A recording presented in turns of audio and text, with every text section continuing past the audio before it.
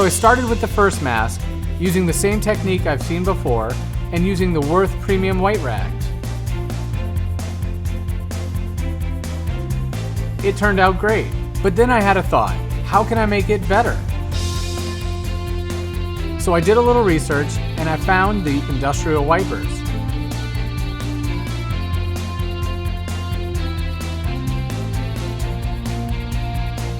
They're made from a bonded cellulose cotton material that should, in theory, act as a filter and keep the outside of my mask dry.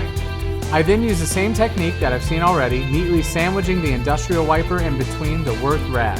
I added the rubber bands a third of the way in, then folded the rag neatly inside of itself to make it as comfortable as possible.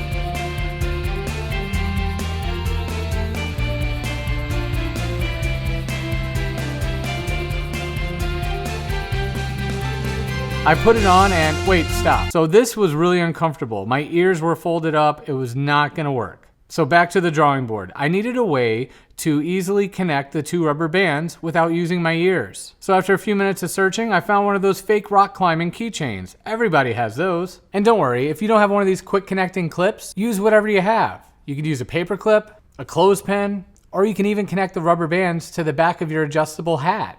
Surprisingly, it worked perfectly. Even Brad thought so. Oh wait, here Brad, I made this one for you.